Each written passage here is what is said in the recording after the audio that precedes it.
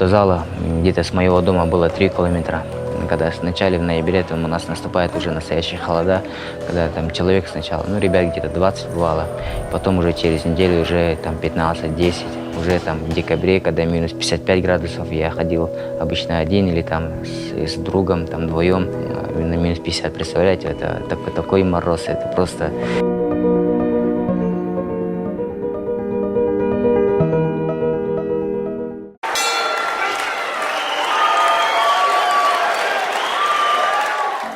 В эти дни тысячи поклонников бокса следят за чемпионатом мира, который идет в столице Сербии, Белграде. Мастера кожаной перчатки из 105 стран оспаривают медали, которые впервые отлиты из чистого золота, серебра и бронзы. Из золота, добытого из недр самого крупного региона Российской Федерации – Республики Саха-Якутия, известной как Полюс Холода. Награды изготовили лучшие ювелиры Якутии. Республика Саха-Якутия, где я родом, это уникальное место. Там зимой минус 50, минус 60 градусов, а летом бывает плюс 30-40 градусов.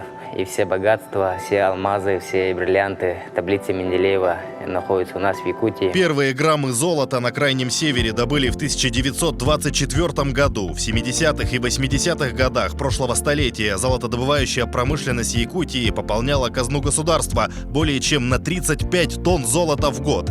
Сегодня Республика Саха-Якутия входит в тройку лидеров по добыче этого драгоценного металла в России. Не только лютыми морозами и богатствами недр славится этот суровый край, но и своими мастерами кожаной перчатки.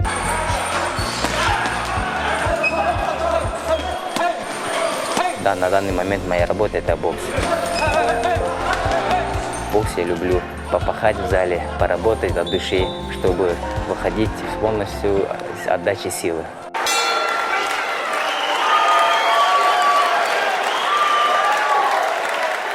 Первый официальный чемпионат Якутии по боксу был проведен 65 лет тому назад, в далеком 1956 году.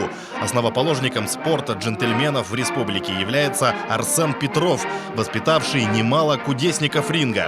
Первую медаль чемпионата мира из якутских боксеров в 1978 году завоевал Александр Михайлов.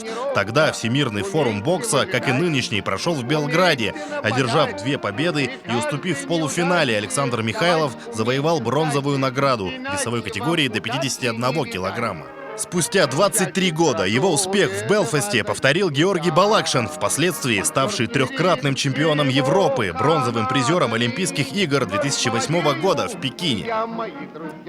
Бокс вообще в целом в моей жизни занимает, наверное, большую часть моей жизни. Это тот вид спорта, который сделал прежде всего, наверное, из меня человека.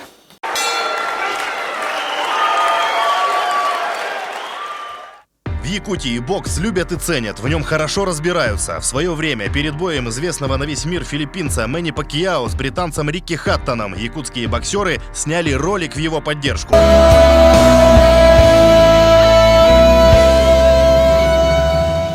И Пэкман их не подвел, нокаутировав своего соперника уже во 2-м раунде.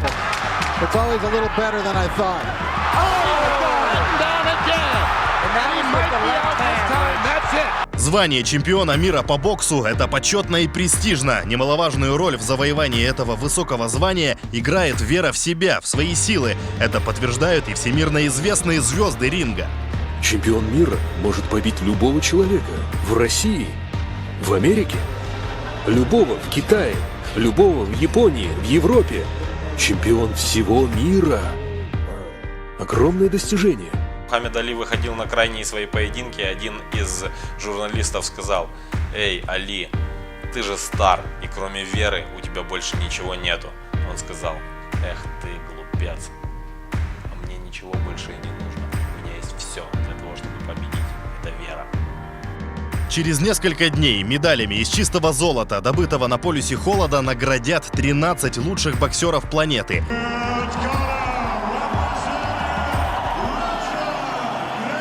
Для любого спортсмена медаль чемпионата мира дорога, воистину бесценна. Но в этот раз она будет вдвойне ценней, ведь награда отлита из чистого золота, добытого в недрах вечной мерзлоты, древней якутской земли и обладающей, помимо исторической и спортивной, еще и ювелирной ценностью, ведь она сделана именитыми мастерами-профессионалами, искусными ювелирами Якутии. По-настоящему золото это золото, серебро это серебро, а бронза это бронза. Без фальши, без никаких покрытий, конкретно настоящий, как в древности.